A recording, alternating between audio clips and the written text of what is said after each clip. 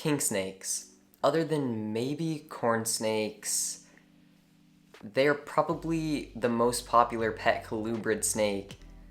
And this one is mine. Just kidding. It is a foster one, but I just wanted to kind of share my thoughts and first impressions on king snakes after having this one for 2.5 weeks now. So of course, not the full time that you would have an animal, but since it's a foster one, I have to talk about it while I have it. I don't think he likes the light, but that's okay. Sorry, my friend.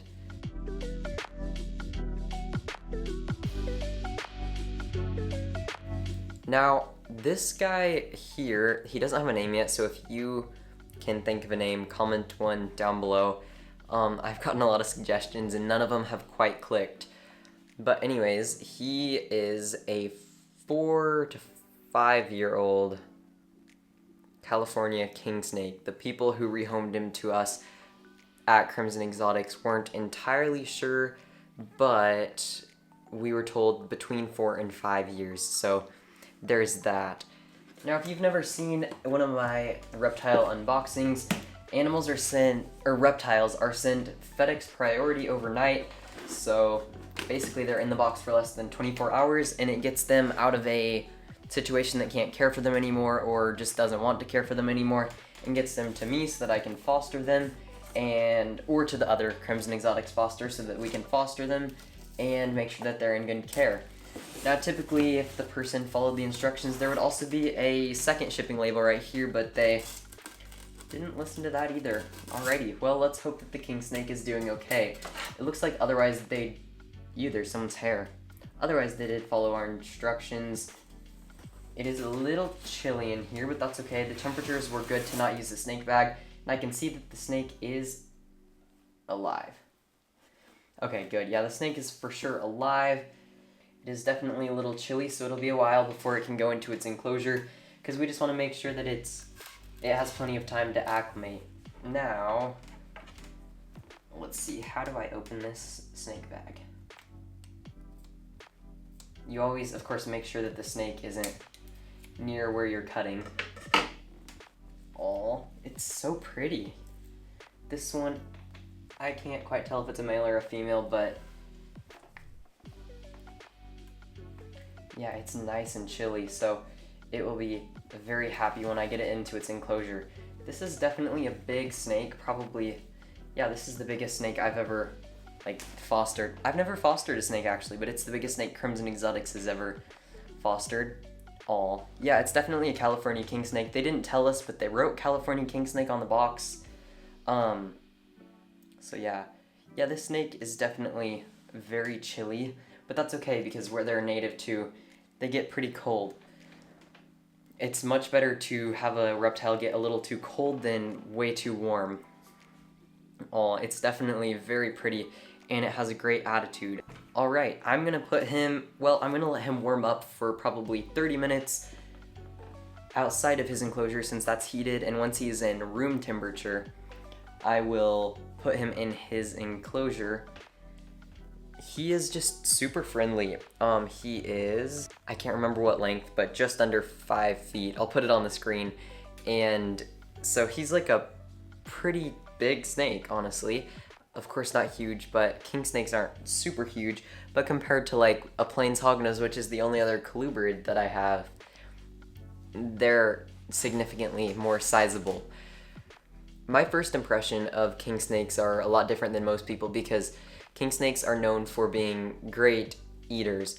They are snake eaters in the wild, or at least partially snake eaters, hence king snake, because they're the king of the snakes. They can even eat like rattlesnakes and coral snakes because most species, if not all species, are immune to the venom of venomous snakes in their native range, which is super interesting.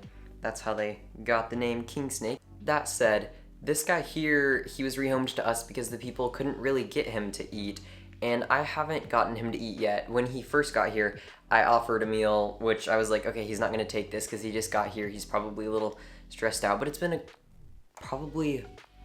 let's see here, has it been a week and a half or 2 weeks yet? It's been a fair amount of time, so he is due for another meal soon. Of course, I won't handle him for like 3 days before he eats so that he's like nice and calm and ready for his meal, and hopefully he takes it.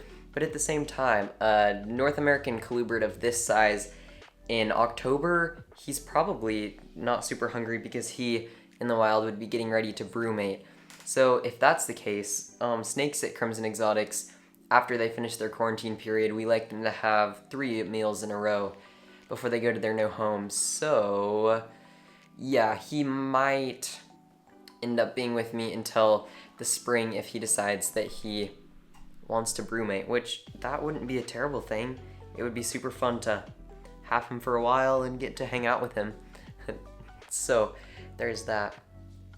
He is a super calm snake, and I know a lot of people have talked about how their king snakes can be kind of nippy and stuff and just super food motivated, but since he is older, he's had a lot of handling, and we were told that in 5 years or 4 years or whatever, he's never bitten anyone. And of course, I don't know if that's true because they might have just said that so that we would for sure take him in, but like, I would trust him with children. I think that hopefully we can find him a home who's going to use him for reptile education. So yeah.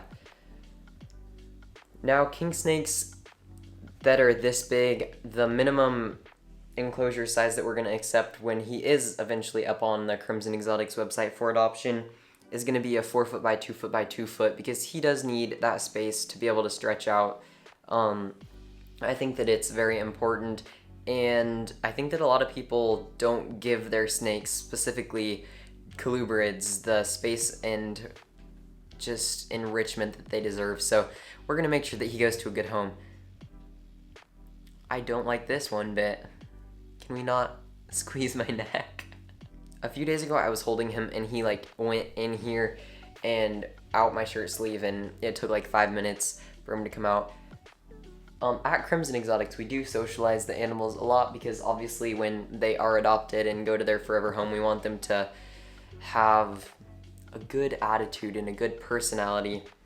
And so of course, if they seem to enjoy it, we will. And of course, he's not in a 4x2x2 right now because he is a foster, but we were like, okay, I think that what he's in right now, which is the equivalent of just over 40 gallons, is gonna be a lot better than the enclosure that he was originally in. I don't want to like say too much, but it wasn't the greatest situation.